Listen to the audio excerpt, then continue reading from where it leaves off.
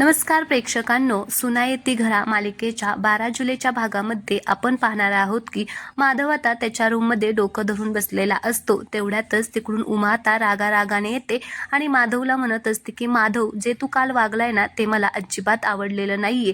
अजून सुद्धा यांच्या मनामध्ये तुझी इमेज चांगली आहे म्हणून मी गप्प बसलेली आहे, पण राघवने जर तुला वाचवलं नसतं तर काय झालं असतं कळते का तुला?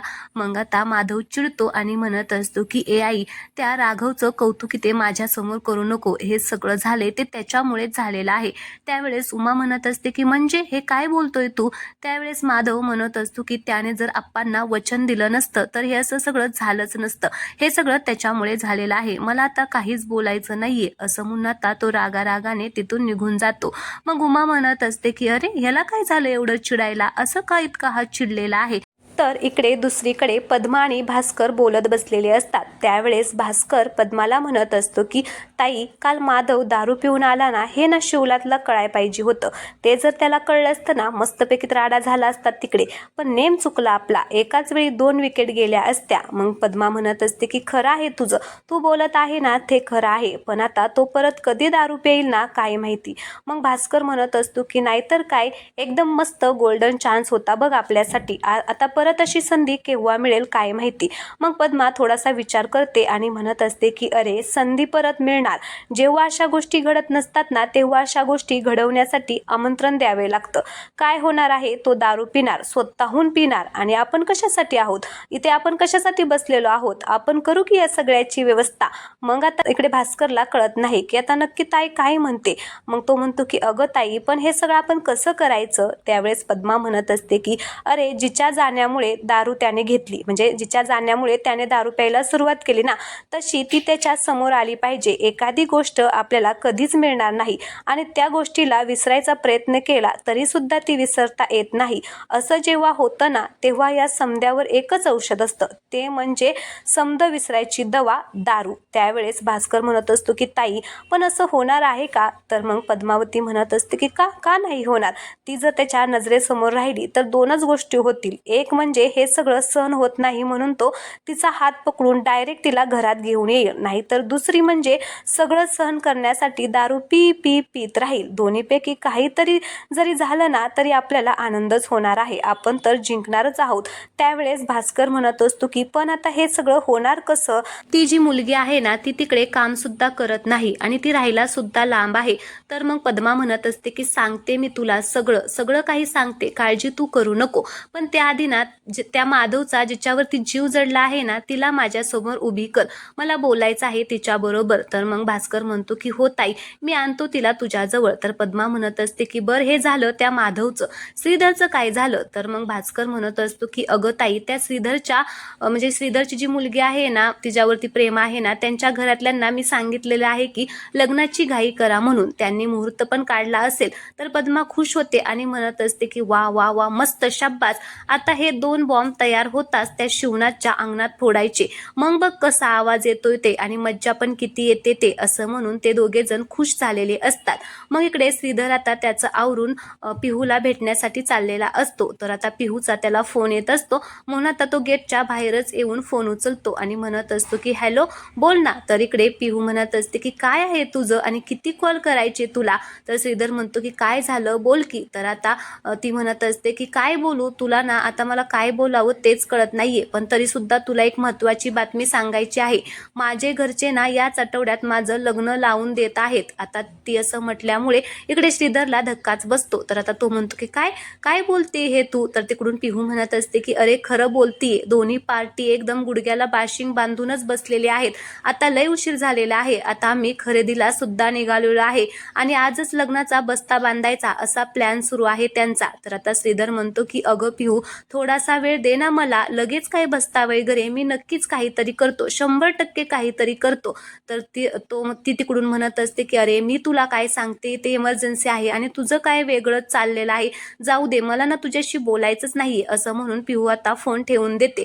मग इकडे पाठीमागे राघव आलेला असतो आणि तो पाहतो तर आता यांचं काहीतरी चाललेलं आहे. म्हणून आता तो म्हणत असतो की अरे, काय झालं, असा का बाहेर आलेला आहे आणि एवढ्या टेन्शनमध्ये का दिसत आहे? त्यावेळेस श्रीधर म्हणतो की अरे, या आठवड्यामध्ये लग्न लावत आहेत पिहूचं. आता हे ऐकून राघवला मोठा धक्काच बसतो. तर श्रीधर म्हणतो की मला ना आता खूपच टेन्शन आलंय. एक तर ती सुद्धा ऐकायला तयार नाहीये. काय झालं तर ना ती लग्न वगैरे झालं ना तर बॅग भरून येईल इकडेच. तर आता राघव इकडे तिकडे बघतो आणि म्हणत असतो की येईल काय, आलेली आहे. तर श्रीधर म्हणतो की म्हणजे, त्यावेळेस राघव म्हणतो की म्हणजे काय, म्हणजे तिकडे बघ कोण आलेला आहे. तर श्रीधर पुढे पाहतो तर त्याला पिहू दिसते आणि आता पिहूला पाहून त्याला जबरदस्त धक्काच बसतो. तर पिहू सुद्धा आता खूपच रागवलेली असते. ती आता श्रीधरच्या जवळ येते. तर श्रीधर तिला म्हणत असतो की तू तू इथे काय करतीये, कशाला आलेली आहे इथे. आता ती काय बोलणार तेवढ्यातच तिकडून शिवनाथ आवाज देतो, माधव, श्रीधर, अरे आवरलं का, चला लवकर, खूप उशीर झालेला आहे. मग आता शिवनाथचा आवाज ऐकून श्रीधर खूपच घाबरतो आणि आता तो तिकडे पळून चाललेला असतो. त्यावेळेस राघव त्याला धरतो आणि म्हणत असतो की अरे तिकडे कुठे चाललेला आहेस तू. मग आता राघवच्या गालालाच हात श्रीधर लावतो आणि म्हणत असतो की आप्पांनी जर बघितलं ना आपण इथे समधेच आहे ते, तर तो आप्पा आपल्याला मारून टाकतील, सगळेच आपण मरू, चल चल तू आधी चल. असं म्हणून तो आता पिहूचा हात धरून तिकडे गाडी उभी असते तर त्या गाडीच्या आत तिथे घेऊन जातो आणि म्हणत असतो की का आलीस तू इकडे. तर पिहू म्हणत असते की सांगितलं होतं ना तुला फोनवरती, मग सारखा काय विचारतोय रे, तुला बोलले होते ना माझ्याकडे वेळ कमी आहे म्हणून. तर श्रीधर म्हणतो की अगं मी पण म्हणलं होतं ना मला थोडासा वेळ दे, मी काहीतरी करतो. त्यावेळेस पिहू म्हणत असते की डोक्यावरती पडलाय का, वेळ काय मागतोय तू माझ्याकडे. अरे माझ्याकडे वेळ कमी आहे म्हटल्यावर तुझ्याकडे वेळ कमी आहे ना, माझं तर लग्न झालं ना तर तू तसाच बसशील, येते का तुझ्या लक्षात. तर आता त्या दोघांची भांडणं चाललेली असतात. राघव मात्र आता त्यांचं ऐकून घेत असतो आणि त्याला धक्काच बसत असतो. त्यावेळेस पिहू म्हणत असते की लग्न करायचं नव्हतं तर प्रेम कशाला केलं माझ्यावरती, सांग ना. मला प्रपोज मारताना तर मोठ्या स्टाईलमध्ये आला होता, आता कुठे गेली तुझी ती स्टाईल. तू ना एक नंबरचा बावळट आणि घाबरट मुलगा आहे. आता श्रीधरला असं म्हटल्यामुळे राघवला राग येतो आणि तो म्हणत असतो की ओ ताई बाद झालं, तुम्ही असं बोलू शकत नाही माझ्या भावाला. मग पिहू म्हणत असते की मग कसं बोलायचं, हिम्मत नव्हती लग्न करायची तर कशाला याने प्रेम केलं, सांगा ना. त्यावेळेस राघव म्हणतो की तो करणार तुमच्याशी लग्न, तो तुमच्याशीच लग्न करणार आहे, मी तुम्हाला वचन देतो, हे सगळं काही होणार. मग इकडे श्रीधर म्हणत असतो वचन, आता पुन्हा एकदा वचन दिलं रे, बास की बास, तुला एक वचन देऊन गप्प बसलेला नाहीये का, तुला ऐकायला येत नाही का, की आता तू हिला पण वचन देऊन बसला. तर आता हे सगळं पाठीमागून रुद्र ऐकत असतो, त्याला तर खूप छान वाटत असतं यांचा तमाशा पाहून. मग श्रीधर म्हणत असतो की हे सगळं ना तुझ्यामुळे झालेलं आहे, सगळं तुझ्यामुळे झालेलं आहे. त्यावेळेस राघव म्हणतो की ठीक आहे, हे सगळं माझ्यामुळे झालंय ना, आता तुमच्या दोघांचं लग्न सुद्धा मीच लावून देणार आहे. ओ ताई उद्या ना आम्ही तुमच्या घरी येणार लग्नाच्या बोलणीसाठी. खूप आता मग हे ऐकून पिहू खूपच खुश होते आणि म्हणत असते की खरंच खरंच तुम्ही आमच्या घरी येणार. राघव म्हणतो की नक्की येणार, हे माझं वचन आहे तुम्हाला. मग श्रीधर म्हणतो की परत वचन, अरे नको वचन देऊ. तर पिहू खुश होते आणि म्हणत असते की चालेल चालेल, मी ना वाट बघेल. मग राघव म्हणतो की हो बघा बघा आम्ही येतो की नाही बघा. तर आता श्रीधर म्हणत असतो की ए बाळा तुला मी समजावतोय ना, तू हे काय बोलतोय. त्यावेळेस राघव म्हणतो की दादा अजिबात टेन्शन घ्यायचं नाही, मी आहे तुझ्यासोबत, काही जरी झालं ना तरी आज आपण आप्पांशी आणि आईशी बोलायचं. बरं आता तू एक काम कर, यांना ना सोडून ये, जा जा यांना घेऊन जा. तर श्रीधर म्हणतो की अरे असं काय करतोय तू, पण राघव काहीच ऐकत नाही. राघव म्हणतो की जा जा यांना ना त्यांच्या घरी सोडून ये. मग आता पिहू आणि श्रीधर तिथून निघून जातात. तर राघव सुद्धा लगेचच पळत आतमध्ये जातो. रुद्र मात्र इकडे तिकडे बघत असतो आणि म्हणत असतो की चला आज पण यांच्या घरामध्ये राडा होणार आणि आम्हाला मज्जा येणार, असं म्हणून तो खुश झालेला असतो. तर इकडे राघव पळतच आता आतमध्ये येतो आणि नेमका तिकडून शिवनाथ सुद्धा येतो. आता दोघेही एकमेकांसमोर येतात. उमा सुद्धा डब्बा घेऊन आलेली असते. मग आता शिवनाथ म्हणत असतो की काय रे एवढी धावपळ कशासाठी चाललेली आहे. तर राघव म्हणतो की काही नाही अप्पा, काही नाही अप्पा. पण आता शिवनाथ इकडे तिकडे बघतो आणि म्हणत असतो की श्रीधर कुठे आहे. तर राघव म्हणतो की श्रीधर दादा गोडाऊनला गेलेला आहे, माल उतरवायचा आहे ना त्यामुळे तो तिकडेच गेलेला आहे. तर शिवनाथ म्हणत असतो की जरा खोलीमध्ये ये, मला ना तुझ्याशी बोलायचं आहे. तर राघव म्हणतो की माझ्याशी. तर मग शिवनाथ म्हणत असतो की हो तुझ्याशीच बोलायचं आहे, लगेच ये. तर असं म्हणून शिवनाथ तिथून निघून जातो. तर उमा म्हणत असते की आता काय करतील हे राघवला काय माहिती. मग आता राघव सुद्धा म्हणतो की हो आलोच, असं म्हणून तो सुद्धा लगेचच त्यांच्या पाठीमागे जातो. आता शिवनाथ तिथे आतमध्ये उभा राहिलेला असतो खोलीमध्ये. मग आता राघव जातो आणि म्हणत असतो की आप्पा कशासाठी मला बोलवलेलं आहे? तर शिवनाथ म्हणत असतो की तुला असंच वाटत असेल ना की आपला बाप नेहमीच आपल्याला ओरडतो, आपला रागराग करतो, अंगावरती हात उचलतो, काही पण बोलतो, असंच वाटत असेल ना तुला? नेहमी कॉलेजमध्ये जाणाऱ्या पोराच्या अंगावरती हात उचलतो बाप, बरं वाटत असेल ना तुला? लय आनंद होत असेल ना हे करताना, आणि मला सुद्धा आनंद होत असेल ना हे करताना. अरे मी तरी काय करणार सांग ना, मी काय करणार? तू काही सुधारू शकत नाही. 100 पैकी 99 चुका तुझ्या हातून होतात. तुला 2 मोठे भाऊ आहेत, ते नाकासमोर चालतात, पण तू तुझी वाटच वेगळी करत असतो. काय आहे ना राघव, आपल्याकडून एक चूक झाली, मग माणूस ती चूक पुन्हा होऊ नये म्हणून त्या चुकीतून काहीतरी शिकतो आणि पुढे जाऊन त्या चुका करत नाही. पण अरे तुझं तसं नाहीये, तुझं ना सगळंच उलट आहे. तू एक चूक केली की 10 नवीन चुका पुन्हा करतो. का करतोस तू असं? सांग ना का करतो? आपल्या घरामध्ये तू एकटाच बेशिस्त आहे, बाकी सगळ्यांना शिस्त आहे, सगळे वेळ पाहतात, पण तू बरोबर वेळ टाळतो. आज मला तुझ्या तोंडून ऐकायचे, माझं काही चुकतं का रे? त्यावेळेस राघव म्हणतो की नाही आप्पा, तुमचं काहीच चुकत नाही. तर आता मग माझं सगळं चुकत असेल? मग शिवनाथ म्हणत असतो की नाही नाही, असं कसं चुकत नसणार माझं? अरे जन्माला आलो तेव्हा अनाथ म्हणून जन्माला आलो. बाप कुणाला म्हणतात, बाप कसा दिसतो, काहीच माहिती नव्हतं. त्यामुळे पोरांशी कसं वागायचं, त्यांना कसं मोठं करायचं नाही मला कळत. मान्य आहे मला, चुका होतात माझ्याकडून, पण एकच विनंती आहे, दारू पिऊन स्वतःची हालत बिघडून घेऊ नको. काल तू पिऊन आलास आणि एवढा मोठा तमाशा केला. तुझ्या आईला किती त्रास झालेला आहे माहिती आहे का तुला? तिला किती वाईट वाटलं, ती रात्रभर रडत होती, हे माहिती आहे का तुला? त्यावेळेस राघव म्हणतो की आप्पा, पण लगेच शिवनाथ म्हणत असतो की हे बघ, इथून पुढे मी तुला एक शब्द सुद्धा बोलणार नाही, पण तुझ्या आईला त्रास होईल असं तू काहीच करू नको. मी तुझ्या पाया पडतो. हे बघ, मी जेव्हा जन्माला आलो ना तेव्हा आई, बाप, भाऊ, बहीण कोणतंच नातं माझ्याजवळ नव्हतं, पण तुझ्या आईने माझ्या प्रेमासाठी स्वतःची सगळी नाती दूर केलेली आहेत, आणि जे माझ्याकडे नव्हतं ना, प्रेम, कुटुंब, संसार, ते सगळं काही भरभरून मला दिलेलं आहे.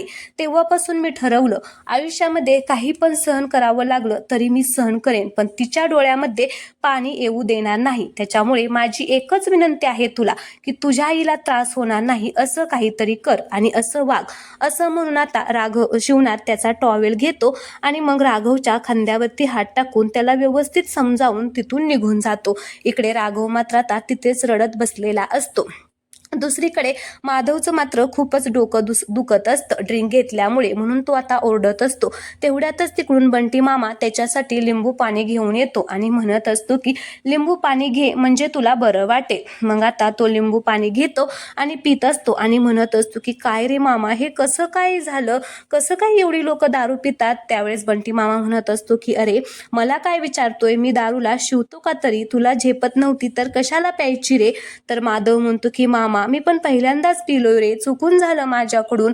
मग बंटी मामा त्याला बोलायला लागतो. त्यावेळेस माधव म्हणत असतो की मामा, अरे आधीच माझं डोकं दुखत आहे, किती बोलतोस मला? मग तो म्हणत असतो की मला फक्त एवढं सांगायचं आहे, तुला जर जमत नसेल तर असले प्रयोग करायचे कशाला, कशाला प्यायची दारू? तर हे सगळं पाठीमागून वेदा ऐकते आणि मग बंटी मामा खूपच घाबरतो. त्यावेळेस वेदा म्हणत असते की माधव दादाचं सकाळी डोकं दुखत होतं आणि आता लिंबू पाणी पण तोच पितोय, याचा अर्थ माधव दादा तू दारू प्यायलाय ना? तर मग माधव दादा घाबरतो आणि म्हणत असतो की नाही नाही, मी हे सगळं, तर वेदा म्हणते की नाही नाही, हे सगळं तूच केलेलं आहे, मी आता असं होऊ देणार नाही, मी आता सगळं जाऊन ना आप्पांनाच सांगते. तर बंटी मामा तिला पकडतो आणि म्हणत असतो की नाही नाही, काही सांगायचं नाही. तर ती म्हणते की नाही, सोड, मला सांगायचे, असं म्हणून ती चाललेली असते. तेवढ्यातच तिकडून राघव येतो आणि तिला ओढूनच इकडे घेऊन येतो आणि तिचं तोंड दाबून धरतो आणि म्हणत असतो की आप्पाला यातलं काही सांगायचं नाही, कळलं का, बोल. तर ती म्हणत असते की अरे सोड सोड, म्हणजे त्याने तोंडावरती हात लावलेला असतो तर तिला काहीच बोलायला येत नसतं.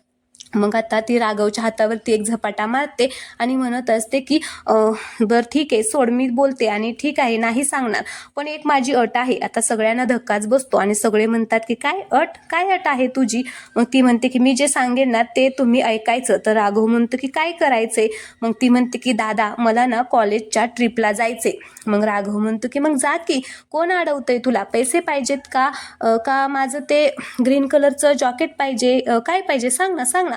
तर ती म्हणते की नाही रे, मला नको यातलं काही, सगळं काही आहे माझ्याकडे. मग तो म्हणतो की काय पाहिजे, तर ती म्हणते की मला ना आप्पांची परवानगी पाहिजे. मग आता सगळ्यांना धक्का बसतो. तर राघव म्हणत असतो की परवानगी, आणि ती तुला मी मिळवून द्यायची आहे. नाही नाही, एकतर ह्याच्यामुळे आज एक गाल सुजवलाय आणि आता दुसरा तुझ्यामुळे. नाही नाही, मी हे करणार नाही, हे शक्य नाही. तर वेदा म्हणत असते की ठीक आहे, शक्य नाहीये का मामा, शक्य नाहीये का, ठीक आहे, मी आता हे सगळं आप्पांना जाऊन सांगते. तर उमा तिकडून आलेली असते. मग आता वेदा सांगायला चाललेली असते. तर उमा तिचा हात पकडते आणि म्हणत असते की वेदा, यांची परवानगी मी घेते, कळलं का, तू सांगू नको. तर वेदा म्हणत असते की तुला माहितीये का, अगं माधव दादा दारू. तर उमा तिला गप्प करते आणि म्हणत असते की याच्यावरती कोणाकडेही बोलायचं नाही. मग वेदा म्हणत असते की म्हणजे आई, हे सगळं तुला पण माहिती होतं, म्हणजे फक्त मलाच माहिती नव्हतं काय यार, मला ना या घरामध्ये राहायचंच नाहीये, मला कोणी सांगतच नाहीये. मग इकडे बंटी मामा म्हणत असतो की मग आता कुठे जाऊन राहणार तू. तर वेदाला राग येतो आणि ती म्हणत असते की मामा, तुझ्या बरोबर तर ना अजिबातच बोलणार नाही मी, कट्टी. असं म्हणून ती तिथून रागाने निघून जाते. तिच्या पाठोपाठ उमा सुद्धा जाते. मग माधव म्हणत असतो की मामा, अजून एक ग्लास लिंबू सरबत आणतो का. तर बंटी मामा म्हणत असतो की हा करतो ना, तुझी सेवाच करतो, तू चांगलं काम करून आलेला आहे. असं म्हणून तो लिंबू सरबत आणण्यासाठी जातो. इकडे माधव राघवला सॉरी म्हणतो. त्यावेळेस राघव म्हणतो की सॉरी, मला सॉरी म्हणशील. असं म्हणून दोघे भाव आता पुन्हा एकत्र आलेले असतात आणि दोघेही एकमेकांना घट्ट मिठी मारतात. इकडे दुसरीकडे मंदा मावशी आता काम करण्यासाठी आलेली असते. मग ती बरोबर रेषेच्या मधोमध चालत असते आणि म्हणत असते की चला आता छप्पा काटा करण्याची वेळ आलेली आहे. असं म्हणून ती आता नाणं काढते आणि म्हणत असते की छापा काटा करूया, आता बघूया कोणाच्या बाजूने काय पडते ते. शिवनाथचा छापा आणि भास्करचा काटा, असं म्हणून ती आता टाकते. तर छापा आलेला असतो म्हणून ती शिवनाथकडे चाललेली असते. तेवढ्यातच तिकडून छाया पळतच येते आणि ती रेषेच्या पलीकडे जाऊन मंदा मावशीला पकडते. मग मंदा मावशी म्हणत असते की अगं कुठे आलेली आहे बघ तू. मग आता छाया मंदा मावशीला सोडते आणि रेषेच्या अलीकडे येते. तर मंदा मावशी म्हणत असते की वाचली ग तू, आज वाचली, नाहीतर चांगली तुझी धुलाई झाली असती आतमध्ये जाऊन. मग छाया म्हणत असते हा, तुम्हाला लय मज्जा आली असती, लय आनंद झाला असता, हो की नाही. तर मंदा मावशी म्हणत असते की मला कशाची मज्जा आली असती, चल बाई मी जाते. त्यावेळेस छाया म्हणते की तुम्ही ना छापा पडू किंवा काटा पडू, तुम्हाला तिकडेच जाऊ वाटतं, मला माहिती आहे ना. त्यावेळेस मंदा मावशी म्हणत असते की असं काही नसतं, आपल्याकडे असलं काही नसतं, साधा सरळ छप्पा काटा जिकडे पडल ना तिकडे जायचं, जिकडे पडल दान तिकडं मनाचं पान, असंच असतं माझं, येते. असं म्हणून तिथून निघून जाते. इकडे छाया म्हणत असते की हा चला छायाबाई, आता ही सगळी कामं मलाच करायची आहे, कोणी माझ्या मदतीला येणार नाही. असं म्हणून ती तिथून रागाने निघून जाते. तर इकडे आता अनु रोशन बरोबर फोनवर बोलत असते आणि कॉलेजला चाललेली असते. तर तिकडून छाया आणि भास्कर तिच्या पाठीमागे येतात. तर छाया तिच्याकडे बघत असते कारण अन्विता खूपच हसून बोलत असते. मग भास्कर म्हणत असतो की काय ग, काय चाललेलं आहे. तर ती म्हणत असते की पप्पा, अहो मला लय टेन्शन आलेलं आहे, कॉलेजमध्ये कार्यक्रम आहे ना आणि त्याची प्रमुख मीच आहे, त्याच्यामुळे मला सगळी जबाबदारी घ्यायची आहे, त्याचंच टेन्शन मला आलेलं आहे. त्यावेळेस भास्कर म्हणत असतो की अगं शिरोळ्यांची लेक कार्यक्रमाची प्रमुख नाही होणार तर मग कोण होणार.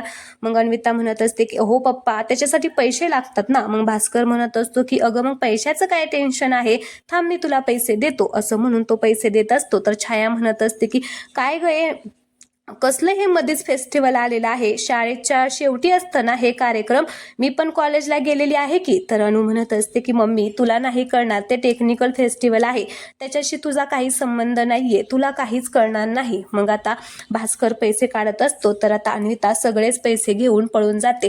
त्यावेळेस छाया म्हणत असते की अहो असं काय, ती सगळेच पैसे घेऊन गेले, तिला विचारायचं तरी किती लागणार आहेत, कशासाठी लागणार आहे, काय करायचे. तर भास्कर तिचं काहीच ऐकून न घेता तिथून निघून जातं. मग छाया म्हणत असते की पोरीला काही बोलणार नाही, हाताबाहेर गेली ना मग समजेल, आणि मी काही बोलायला गेली तर मला काही किंमतच नाही. असं म्हणून ती सुद्धा तिथून निघून जाते. तर इकडे उमा किचन मध्ये काम करत असते आणि ती विचारामध्ये असते. तर तिकडून मंदा मावशी येते आणि म्हणत असते की काय गहू मे, काय करायला घेऊ मी, मी आधी मेथीची भाजीच निवडायला घेते, मस्तपैकी मेथीचे धपाटे करूया, नाहीतर ती फ्रीजमध्ये तशीच सडून जाईल. तर उमा म्हणत असते की हो हो मंदा मावशी, आधी थोडासा धीर घ्या, गोडभर चहा घ्या आणि मग मग कामाला सुरुवात करा, तिकडे चहा ठेवलेला आहे तो घ्या. मग मंदा मावशी म्हणत असते की तुझा ना हा गोड स्वभाव आहे ना, म्हणूनच मी इकडे आधी यायला मागत असते.